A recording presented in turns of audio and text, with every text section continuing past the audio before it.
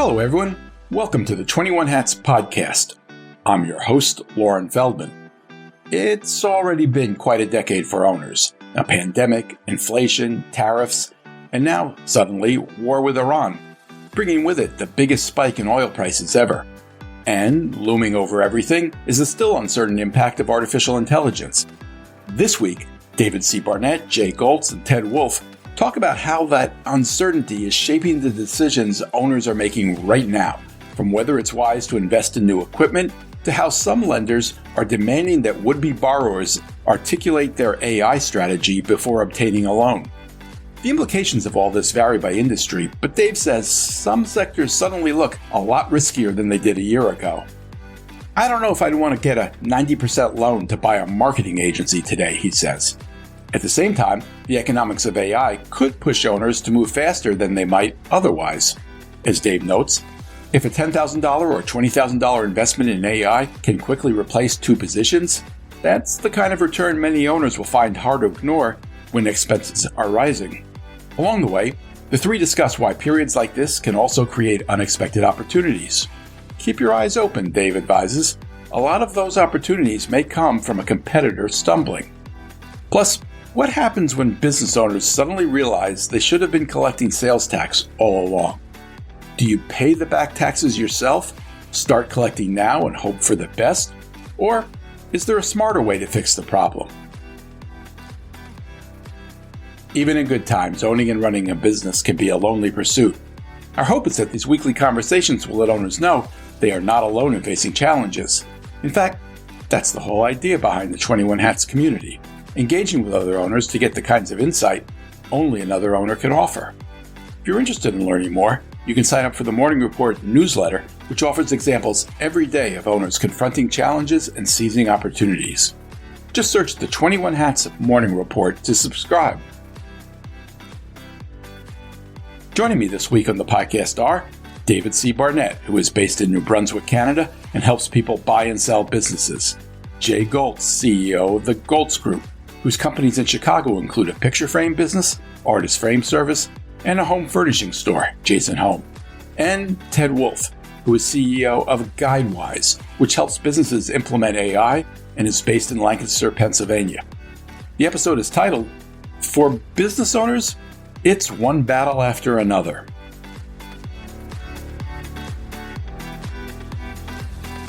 Welcome, Dave, Jay, and Ted. It's great to have all of you here.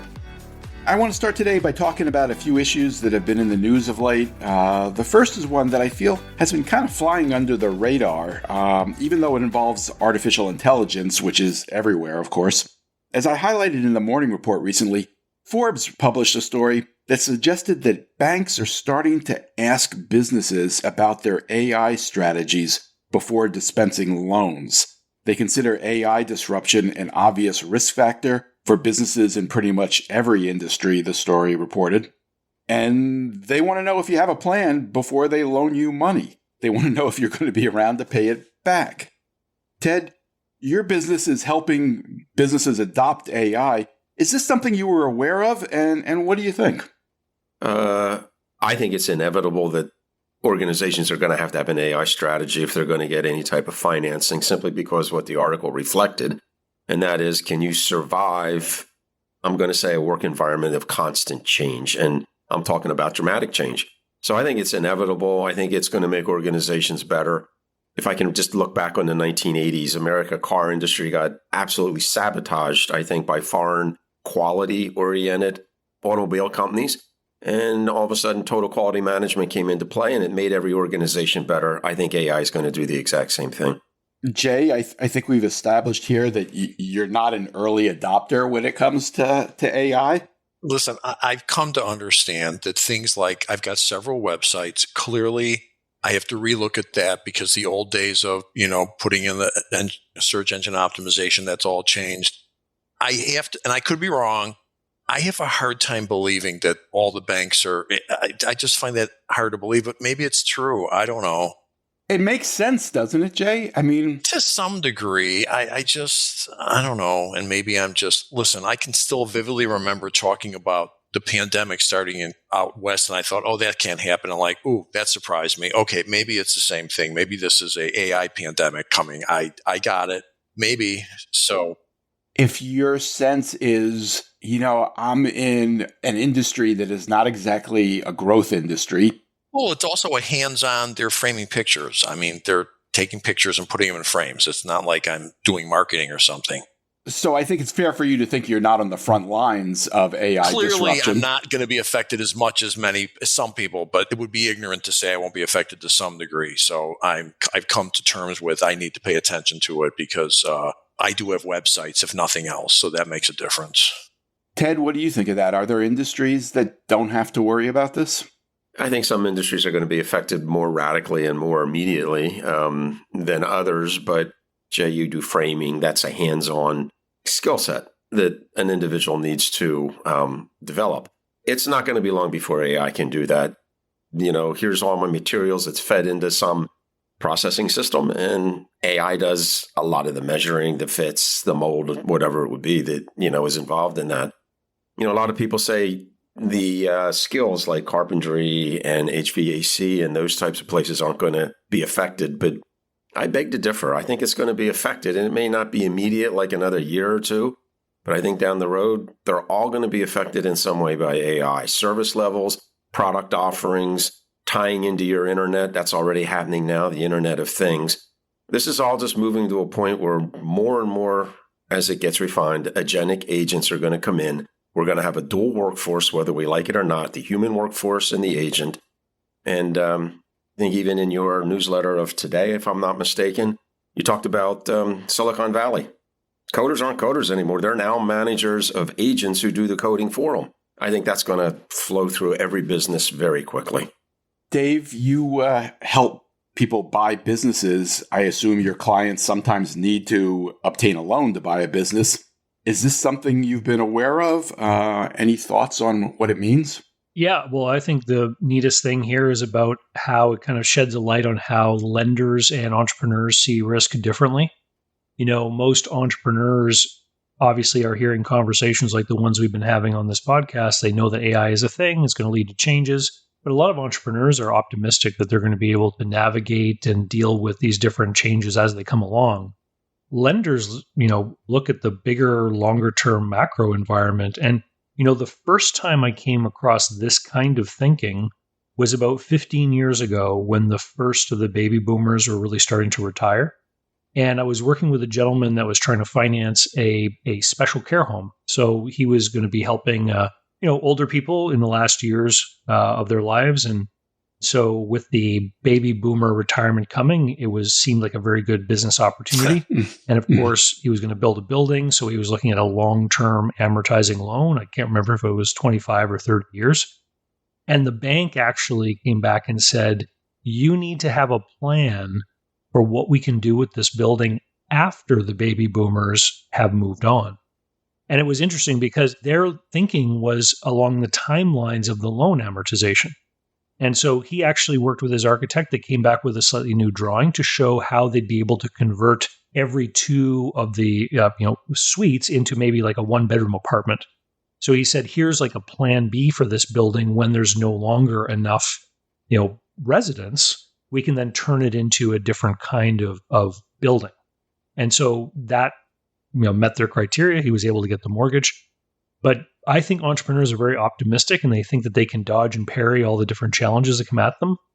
Bankers see things a little bit differently. They see these systemic or macro risks. And when it comes to buying a business, I'm always pointing out to people that the moment you borrow the money is the moment you're at the highest leverage and the greatest risk. So I would have a more shorter term view, actually. I wouldn't be as concerned about what's going to happen in 6 or 7 years from now. I think that if somebody is reasonably certain they can put a plan together to survive the next 2 or 3 years, then they will be buying themselves the time to make adjustments and navigate things as things change. That being said, we just heard someone mention marketing agency. I don't know if I'd want to get a 90% loan to buy a marketing agency today. it seems like the changes in that industry could be a lot bigger, within that time frame I mentioned over the next couple of years. If I was selling services about AI and about change, I would make the argument to anybody, including me, Jay, let me ask you something. When the internet came out, do you wish in hindsight you would have done something different 30 years ago? Yeah, absolutely. Who could have envisioned that? I have 3 kids. Every time I go to one of their houses, there's boxes on the front stoop that I bring into them.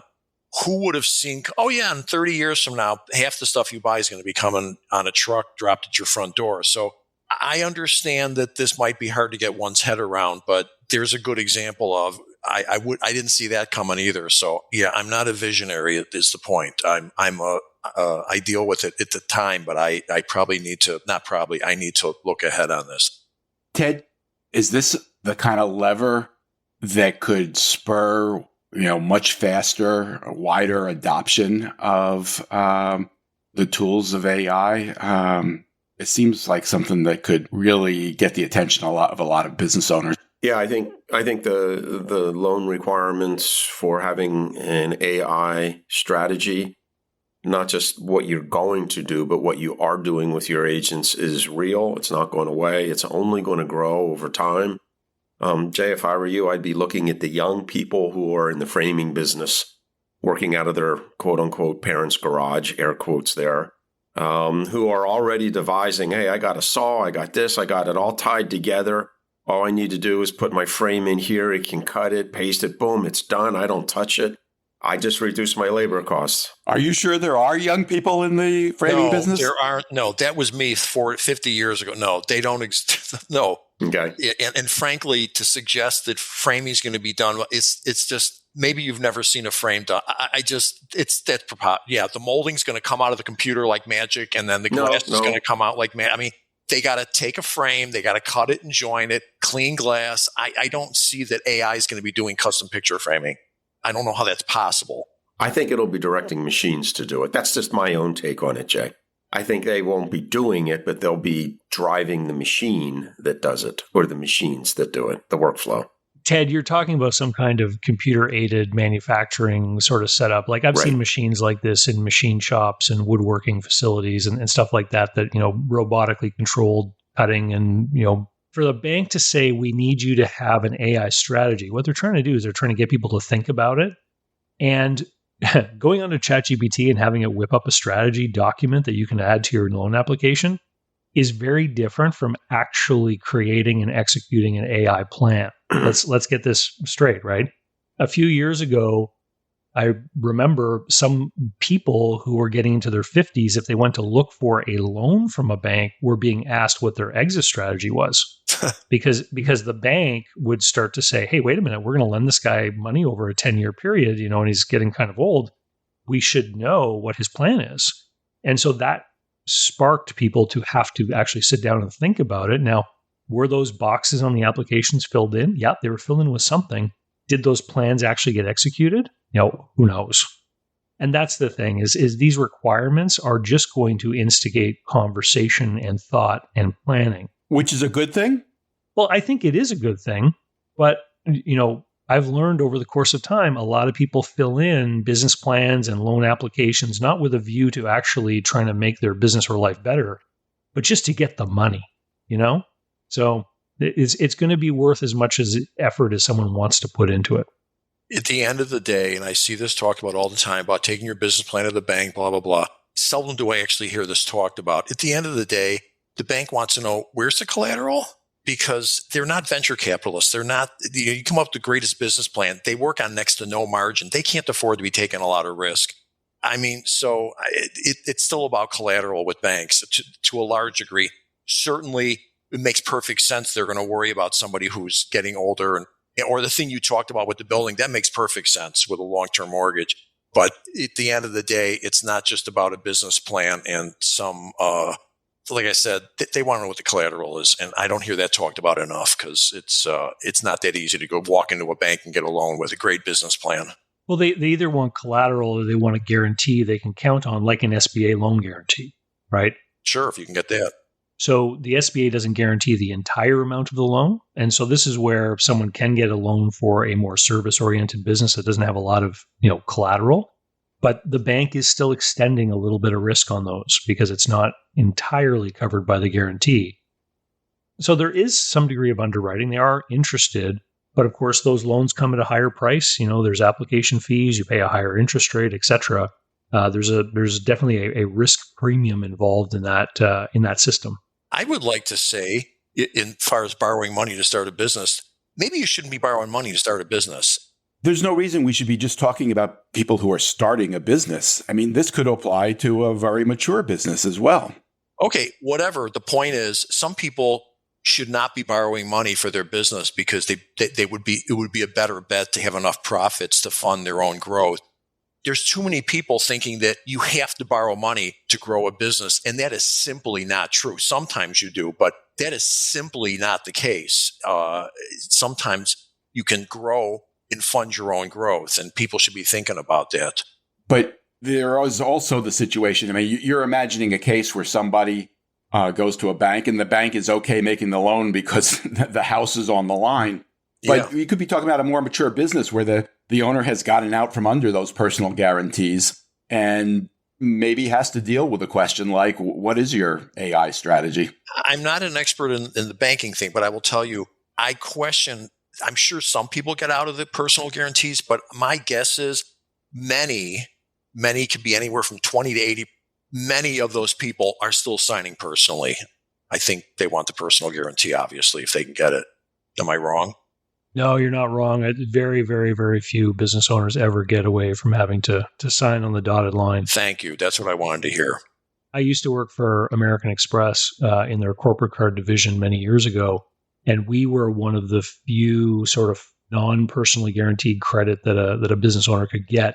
And we needed to see a business that had millions and millions of dollars in revenues and was quite large, and it was all, just to give them like a $50,000 line.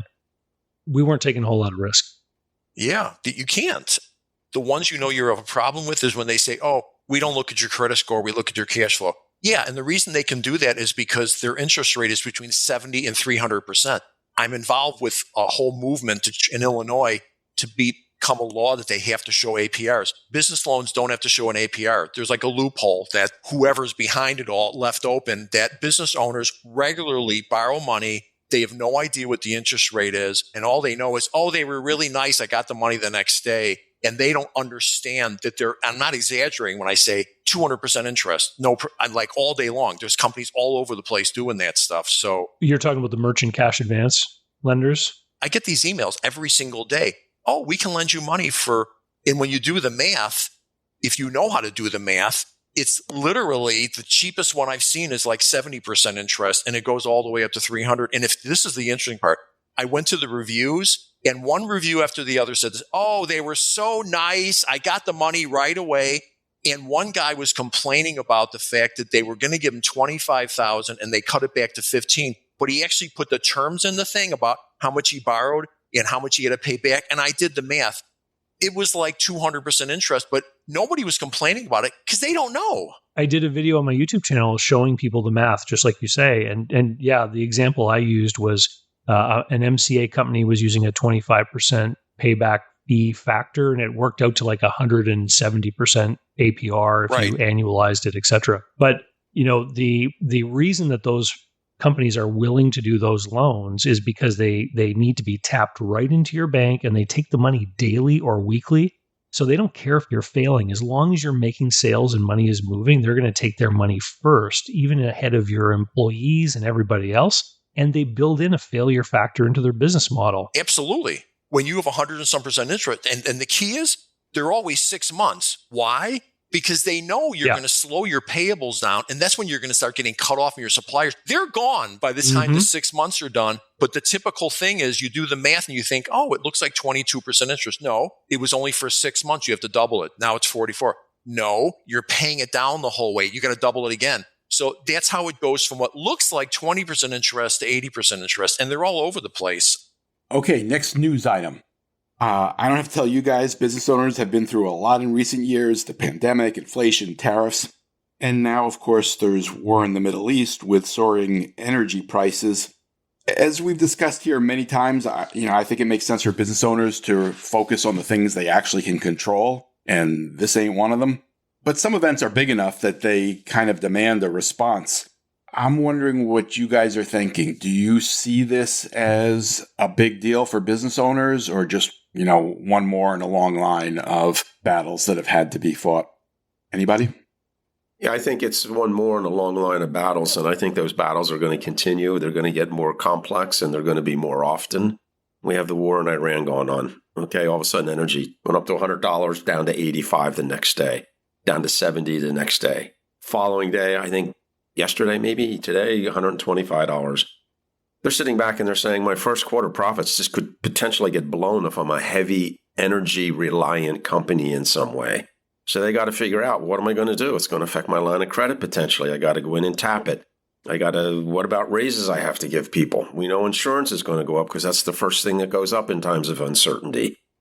So I think all this roller coaster type effect really is going to take a toll on individuals, and they're going to sit back and say, I got to figure out how to kind of get a smoother sine curve, if you will, within the organization of ups and downs, because it's affecting people, it's affecting clients, everybody. And I think it's going to push them again closer to AI. I really do. How so? Generally speaking, materials and people are your highest costs in companies. So they got to sit back and they got to be able to say, I got to keep producing, and I can't rely just on my workforce for everything. Turnover's high. Some positions have, I'm going to say, difficulty in finding the talent and keeping the talent. A lot of turnover. So I think that they got to sit back and be able to say, how can I continue to get my work done and reduce my cost in some way? And that may not be by replacing people, but AI can certainly help prevent hiring new people and can do things very effectively, even though it's in its beginning stages in many respects, reducing and keeping and containing costs in many ways. I think that's going to force organizations more and more to take a look at it and even reflect back on loan guarantees and things like that. All of this is, I think, coming into that, I'm going to call it the kettle, if you will, of all of this change. They got to figure a way through this that's going to help manage costs in a much more proactive manner. I don't think this is just one. I think it is profoundly worse, way worse. The combination of tariffs, which are just so destructive, and the interest rates that went from 3%. I'm in the home furnishing industry, so it might be unique to that, but the fact that people are sitting on their 3% mortgages and they're not going to move now, and the statistics show that's brutal. Jay, you've been affected by the tariffs, right? Absolutely. Both furniture and framing? Right. Here's one of the fallacies that, people think, oh, well, the tariff is 15%. I'll only add 8% to the sales price, which is a much bigger number, so it covers it. The problem is, if you don't figure in price elasticity, meaning you're going to lose some customers, you might think you got a little margin there, and it might disappear because your sales just dropped by 5 or 10%. Between interest rates and the tariffs and just the anxiety out there, and I've been in business for 48 years. This is, okay, it's not as bad as it was in 08. That was brutal, but it's getting there. It's not easy out there. And, do you see the war having a direct impact on your businesses in some? It's hard to tell. I would think people are depressed. People I talk to say, I can't watch the news anymore. How does that not affect business? So yeah, I think it's worse. And I'm perplexed as to why anyone thinks the tariffs are a good thing. It's just raised the cost of everything. So yeah, not a fun time to be in business. Dave, any thought? Yeah, to move us all forward, to make things better, to make things more efficient, how it works in capitalism is you take capital and you invest it so that things become more efficient in some way. And if you're going to take a bunch of capital and make an investment, you need to know that you're going to have a payback that is going to be reasonable to get a return on that investment so that you can operate more cheaply, more efficiently, and that you're going to gain from it. And that usually means making a decision that is going to need to be paid back over several years. We're talking about capital investments. And with, the tariffs whipsawing all over the place, anyone dealing with trade is afraid to make an investment. Now you've got anyone who uses a lot of energy is afraid to make an investment. would a trucking company want to buy 3 new rigs right now if they didn't know what the effect of increased freight rates were going to mean for their customer, right? All through the line, all through the economy, we're adding, to Jay's point, we're adding more and more and more reasons for people not to invest in their businesses. And the only investment that I could see someone making is one with a very immediate and quick payback. So to Ted's point, if somebody sees, hey, I can make this, a $10,000, $15,000, $20,000 investment in AI that will allow me to cut 2 positions, well, I could definitely see someone making that because it's such a quick rate of return, a quick payback on their investment. That doesn't bode well for the economy, does it? There's other issues like freight. UPS and FedEx prices have gone up dramatically. Why?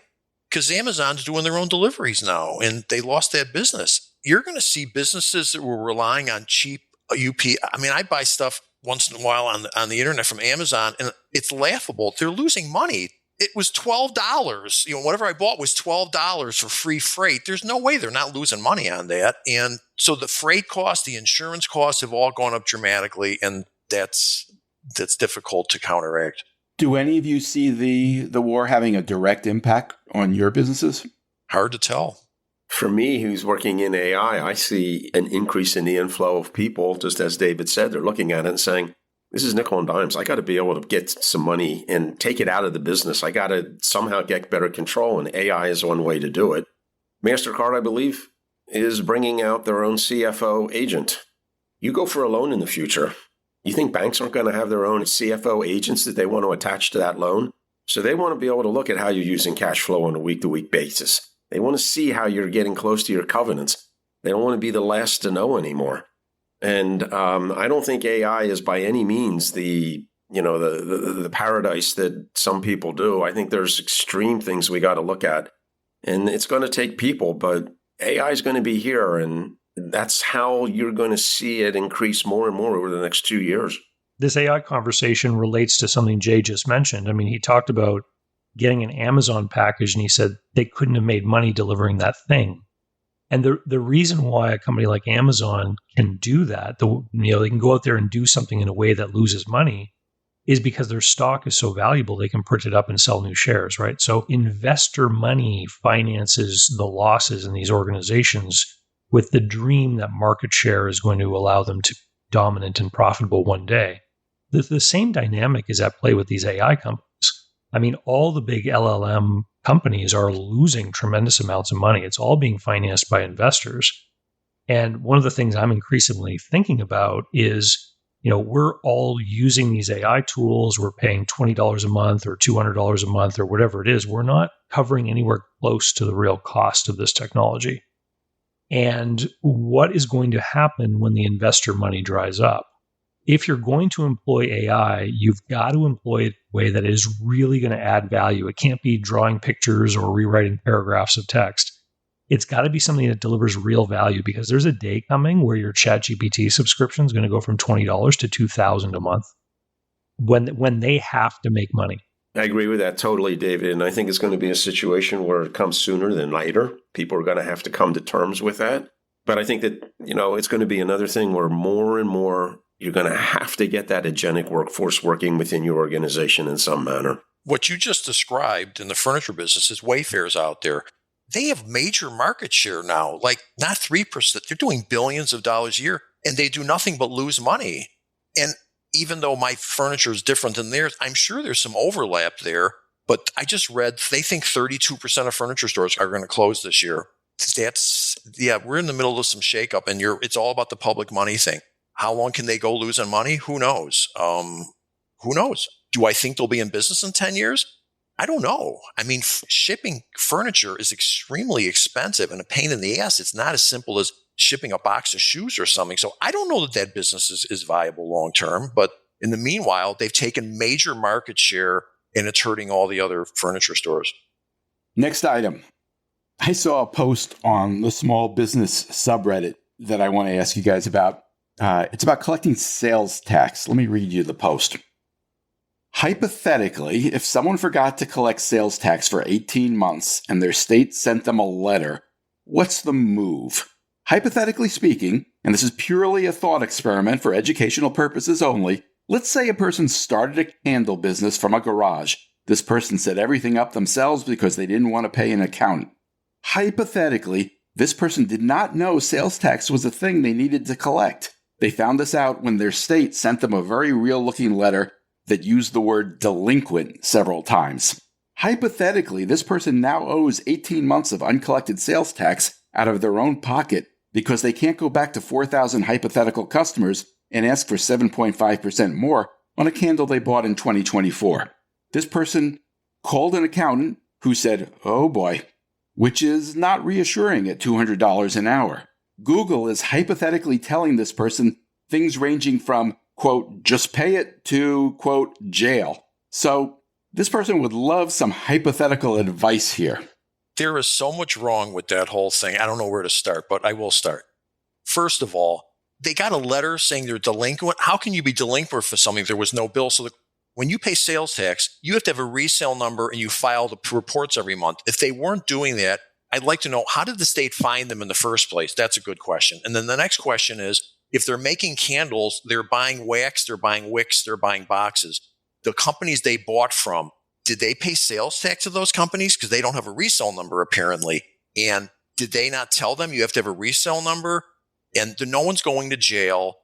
The whole thing doesn't make a lot of sense. So I don't know. I doubt it's hypothetical, but how did they find out the guy was selling candles and not paying sales tax? And that's where I would start. That's a good question, but my sense is that this is a fairly common problem among people who are just starting a side hustle in their garage. Wouldn't you think? Sure. In most jurisdictions that have sales tax, there's usually some kind of cutoff. Like, they'll usually let you experiment with a small business until you get to a certain price threshold. You aren't even legally required to register for the sales tax. Yeah, I think that's true. There, usually there's an incentive to what Jay just pointed out. If you get yourself a tax number, then you can, get credit for the tax you pay your suppliers, or you don't have to pay them, depending on how the sales tax is set up where you are. But, to me, when I heard this story, I thought, okay, here's somebody who grew a little business. It got a little bit bigger. Someone told them, hey, you should be including this revenue on your tax return. And they filled in the statement of business activity as a sole proprietorship, and they filed the tax return. Like, that's the only way I could ever imagine that a state would ever know that this money was owed. Or a competing candle vendor at the farmer's market ratted them out. Or their brother-in-law that hates them. Sure. Well, I think it comes down to compliance, and you say, what do I need to know as a business that I need to comply with as far as government regulations and things like that? And that means you got to get your attorneys, you got to get your accountants, everybody else, plugged in. But I hate to be the AI guy in one way, but, in the future, you'll plug into someone like MasterCard's CFO agent that you can rent for a day or an hour or a week. And they're going to tell you exactly what you got to do and lay everything out for you. I'd like to know where he found a $200 an hour accountant. Entry level. Yeah, right. It's not even as complex as trying to use an AI. I'm sure every state, province, country in the world has a document online somewhere that says, here's what you need to start a business here, right? Because they all want businesses to exist, to create employment and everything. And so it's really, if somebody was this ignorant of the fact, they live in the state. They pay the sales tax every time they buy something. It never clued into them that they needed to investigate this, even with a question in Google. It's hard to have sympathy for a person that put this kind of thing out. Well, and you know what? 10, 15, 20 years ago, there was a point to where you thought you could ship out of state without collecting sales tax. And the fact is the states didn't catch up to it. Well, now they have. Yep. Now when you buy out of state, there's always tax on it. For instance, that gigantic camera store in New York was shipping all over the country and not collecting sales tax. They had a great run for a few years probably because very expensive item, small UPS package. Why would you buy your $2,000 camera in Chicago when you can get it from them and not pay the sales tax? But that's all caught up to all of them. They're all paying sales tax now and collecting it. So the story would have made more sense 20 years ago. Well, here's a situation that I know. An individual loved cooking, made his own seasonings, bottled them up, gave them out to friends. They liked the seasoning. They asked for more. They ended up giving it to friends. Almost started a little business, we'll say. He found out he got in trouble because one of the seasoning ingredients he was using was recalled. All of a sudden, he had a bigger problem on his hand. Oh my God, I never even thought about this. I don't even know who it's been given to, and he wasn't even charging for it at that point. But it started turning into a nice little business, and he thought, I'm going to take it, I'm going to go out and I'm going to start charging. And then all of a sudden, the ingredients got recalled. Got to be able to plug in and ask a lot of questions. But the problem is you don't know what questions to ask when you're starting a small business usually. And for someone like that, a manufacturer selling those kinds of things, you got to have some kind of batch control numbers so that you can say, this batch number is being recalled for whatever reason. Mm-hmm. What an uplifting podcast this is this week. Jay, I think you were getting at a slightly more complicated version of this, which is the whole issue of Nexus, where a business, can go along for a certain amount of time and not be required to collect sales tax from certain states, and then one day realize, we have Nexus here now for whatever reason. It's complicated, but you do. And then you're faced with the decision, all right, what do I do now? Do I pay those back sales taxes for the years I should have been paying it? Do I just start paying now? Do I just hope nobody ever notices and don't do anything? Yeah, I guess you just start paying taxes. Yeah, you get a resale number and you start filling out the form and you start collecting sales. Do you pay all those back taxes that you should have been paying? You have to, because the government makes the rules, Lauren, and people have to follow the rules the government makes. Like I sell products online. I've got a couple of online courses and stuff. And some people in Australia signed up for them back in 2020, 21, 22, 23. And then the provider I use online that hosts these programs sends me an email saying, hey, we just received a notice from the government in Australia that you owe sales tax for all the sales you've made there since 2020. And so I had to pay it for the Australian sales over a 3-year period, I think. I mean, what would my choice be? Like, I guess the choice was simply they would block my account from doing sales there anymore. I mean, do you think they had the actual sales number of what you sold to Australia? Well, yes, because Australia was muscling on the online provider, right? Because the online provider is purveying these products for hundreds or thousands of creators and merchants, right? Right. So they don't want to be cut off from Australia. So they made a deal with the Australians, and then they came to me and said, okay, here's your portion.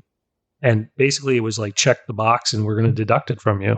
So I paid it. I have to tell you, I have lots of designers as customers. Some of them have resale numbers, some of them don't. And I got audited, 30 years ago. They want to see all of the resale certificates and they want to see they're all current. And if there's some missing, they take it and multiply it by some factor, and that's what they bill you. So we're very diligent on it. The point is, had I not gotten audited on that, I wasn't paying enough attention to it. And now we do. But now maybe with AI, to your point, listen, this goes back to computers were barely around back when I'm talking about. Now, I'd like to think you could go online and find out what you need to do, but there's no instruction manual that I know of for starting a business. Maybe, that's why we do this podcast. Oh, they exist. They exist, Jay. They do, because I've seen many of them. Like if you just go and Google how to start a business in New Jersey, and you will come up with some website put on by the state, and there'll be some guide that will tell you all the different things you need to consider for all the different kinds of businesses there are. But people just don't do the research. What they do is they go out for a beer and ask their friends, what do I need to do to start a business? And their buddy says, go for it. They don't stop and do their homework. I want to go back to the sales tax thing, one little twist. Dave, in the example you gave with Australia, you said you had no choice. You had to pay. But you'd been called on it. Somebody had noticed. And so it seems to me you really did have no choice. I'm imagining a different situation, and maybe it's not realistic, but I think it is, where a business figures out, we've had Nexus here for a while. We should have been paying, but they haven't been called on it yet. And they face this dilemma. Do we own up to it and pay all this money? Could be a lot of money. Or do they hope nobody notices, or do they just pay going forward? Is that a realistic scenario? Well, I think it depends on whether or not you want to be known by the government as somebody who steps forward and tries to fix their mistakes and is trying to be honest and trying to play by the rules, or if you know you have a problem and you're just allowing it to get bigger and worse. Like, if you hear scurrying through your ceiling, you can ignore it, or you can call an exterminator, right? And if you just ignore it, you know that the problem is probably going to get worse and worse, right? Well, to your point, they had you cold because you were going through a company that was, so there was nothing to think about. But I will tell you, if you were doing shipping through the internet and then all of a sudden a state sends you a thing saying, oh, we see that they don't have, I think it's what Lauren just said. It's both. Some people are going to go back and pay all of it. And some people are going to go, yeah, this was 2 sales. So it depends on where that information came from. But I'm confident the answer is both of those things. Some people pay up all of it and some people go ahead and just start paying going forward. I'm sure it's both. And frankly, the state's probably happy to get the money going forward. So I'm not sure they have the staff to go hunting down people to, wait, you sold $73, so you owe me, Yeah, I think if you step forward and said, hey, I need to register for sales tax because we believe that we need to do this now, it's probably a way to buy yourself out of some kind of problem going forward. Yes. That's my point. I think they're happy that you came forward. When it comes to the taxes and tax codes, I would never violate a tax code if I am aware of it. I would say, okay, I need to work something out, just as you two suggested right now. I would not delay it. I would not ignore it. I would be upfront and know this is done, because there is no reprieve when it comes to taxes in the government. Well, and especially sales tax. And here's the way governments think about sales tax. If you are a business and you're collecting sales tax and you don't remit it, or you're supposed to be collecting sales tax and you don't remit it, the way they look at it is that you have received their money and you've stolen it. No question. Because you didn't pass it on, right? Yep. Which is different than how they look at if you made an error in calculating an expense and your income tax is off by a few $100s. They'll come back to you and say, oh, you made an error. But when it comes to sales tax, their attitude is, you took our money. And it's a very different attitude.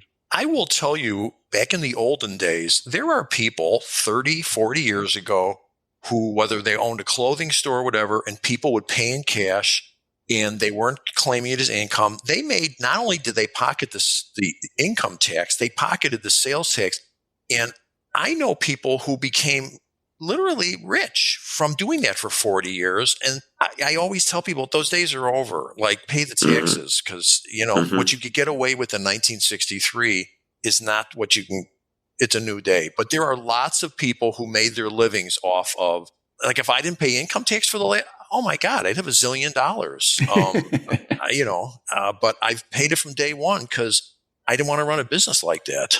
Okay, so as I think Jay pointed out, we've talked about a lot of bleak things here today. Can we end on a happier note? Even in dark times, there are always opportunities. Anybody have a sense of where the opportunities lie right now?